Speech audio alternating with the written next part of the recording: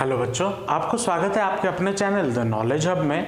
आज के वीडियो में हम बात करेंगे रिफ्रैक्टिव इंडेक्स के बारे में और उसको थोड़ा बारीकी से हम समझने की कोशिश करेंगे, क्योंकि ये जो चीज़ है ये थोड़ा कंफ्यूजिंग है और कंफ्यूजिंग होने के साथ साथ हमें दिमाग में थोड़ा जोर भी लगाना पड़ता है। तो हम इसको अगर समझ लिए तो अपना जो रिफ्रैक्शन का जो फंडा चलेगा आगे ना, वो हमारा अच्छे से क्लियर होते हुए जाएगा। अब देखिए, रिफ्रैक्टिव इंडेक्स या फिर जो रिफ्रैक्शन होता है वो क्या होता है? Bending of light. अब अगर लाइट बेंड हो रहा है, क्यों हो रहा है उसका रीजन भी मैंने पहले वीडियो में बता के रखा है। अगर आप वो मेरा ये वीडियो पहली बार देख रहे हो तो ऊपर दिए गए आई बटन को क्लिक कीजिए और उधर जाके पहला वीडियो देख लीजिए, ताकि आपका जो रिफ्रैक्शन का कॉन्सेप्ट है वो अच्छे से क्लियर हो जाए। अब जब स्पीड ऑफ लाइट चेंज होता है तभी लाइट बेंड होता है या फिर ऑकर्स रिफ्रैक्शन। अब रिफ्रैक्शन अगर हो रहा है तो लाइट का स्पीड भी चेंज हो रहा है, लेकिन जब लाइट एक मीडियम से दूसरे मीडियम में जा रहा है, ठीक है, एक मीडियम से, मान लीजिए ये एक मीडियम है और एक मीडियम से दूसरे मीडियम पे जा रहा है, एक मीडियम से दूसरे मीडियम पे जा रहा है, तो आइदर वो ऐसे बेंड कर रहा है या फिर ऐसे बेंड कर रहा है, मतलब टुवर्ड्स द नॉर्मल या फिर अवे फ्रॉम द नॉर्मल। अब टुवर्ड्स द नॉर्मल कब जाएगा? जब हम रेयर टू डेंसर मीडियम आएंगे, और अगर हम डेंसर टू रेयर मीडियम जा रहे हैं तब वो अवे फ्रॉम द नॉर्मल जाएगा। ये तो हमने पढ़ा। अब उसमें जब हम लॉज ऑफ रिफ्रैक्शन पढ़ रहे थे, हमारा वहां पे जिक्र हुआ था म्यू की, म्यू 1 और 2 ऐसे लिखा जाता था, और इसे हम बोलते थे रिफ्रैक्टिव इंडेक्स। अब ये रिफ्रैक्टिव इंडेक्स क्या है? रिफ्रैक्टिव इंडेक्स हमारा साइन आई, मतलब sine of angle i by sine of angle r है।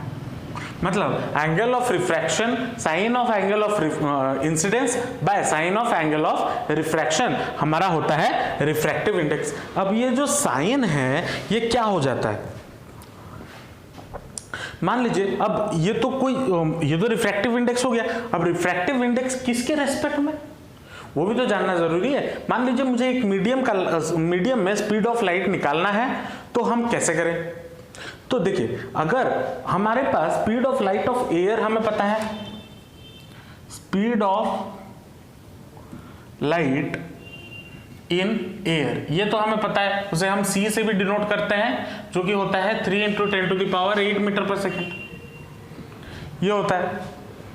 अब मान लीजिए speed of light of the medium, और स्पीड ऑफ लाइट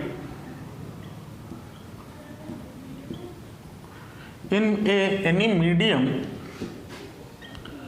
मान लीजिए उसका वेलोसिटी उसे हम v डिनोट कर दीजिए।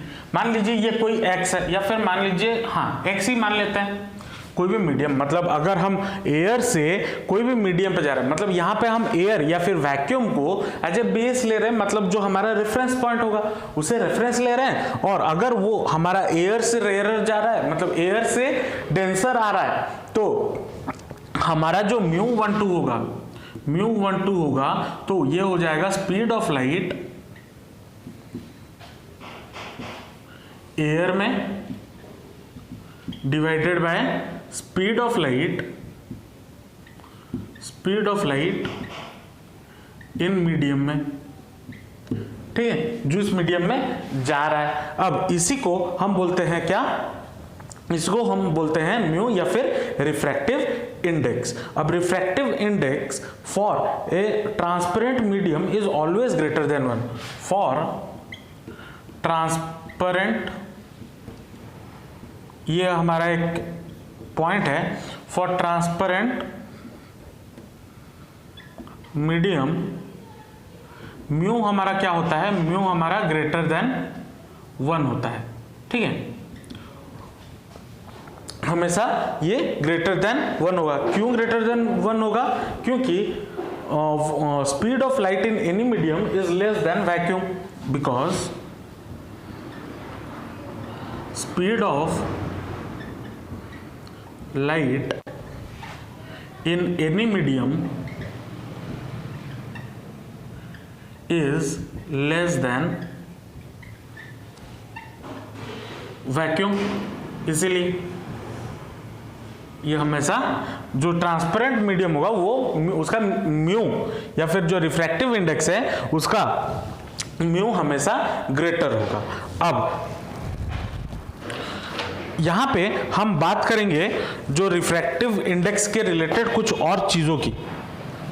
मान लीजिए हमें एयर नहीं गिवन है, ठीक है, मुझे पानी और ग्लास गिवन है, पानी से लाइट आ रहा है और ग्लास के अंदर घुस रहा है, तो वहां पे हम यूज करते हैं μ12। अब यहां पे जो पानी का इसका मतलब क्या हो गया, इसको हम और क्या लिख सकते हैं, μ12 का मतलब हो जाता है speed of light in medium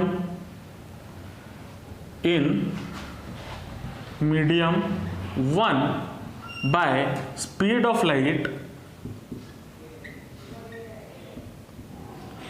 in medium 2। अब देखिए, अब 1 मान लीजिए अगर पानी है और 2 अगर हमारा क्या है, मान लीजिए ग्लास है, तो ये इसको हम क्या बोलेंगे, इसको हम क्या पढ़ेंगे, इसको हम पढ़ेंगे refractive index of second medium, index of second medium with respect to first medium, यह हम इसको पढ़ेंगे। ठीक है, अगर यहां पे थोड़ा उल्टा देता, मतलब अगर यहां पे ये 2 ना हो, 2 सामने होता और 1 पीछे होता, तो इधर क्या होता, speed of light in medium 2 by speed of light in medium 1। तो इसको हम क्या पढ़ते हैं, refractive index of first medium with respect to second medium, ये हम लिख सकते हैं। तो यहां पे बच्चों को, आप लोगों को कंफ्यूजन होता होगा किसके रेस्पेक्ट में, जो बाद में होता है, ये याद रख लेना, जो बाद में होता है उसी के रेस्पेक्ट में, और उसी के ये किसके लिए होता है, μ12 के लिए, और ये होता है μ21 के लिए। ठीक है, तो ऐसे होता है। तो होपफुली आपको इतना तो दिख रहा होगा। एज बिकॉज अभी लाइट चला गया तो मैं वीडियो को यहीं पे स्टॉप करता हूं, और हालांकि इतना ही हमें समझना था रिफ्रैक्टिव इंडेक्स के रिगार्डिंग। तो मिलेंगे हम नेक्स्ट वीडियो में, तब तक के लिए ऑल द बेस्ट एंड जमकर पढ़ाई करते रहिए। अगर आपको कोई भी दिक्कत है तो नीचे कमेंट सेक्शन में जरूर बताइए, क्योंकि मैं अपने चैनल में ऐसे ऐसे वीडियोज लाता रहता हूँ। मिलते हैं नेक्स्ट वीडियो में, तब तक के लिए all the best and thank you.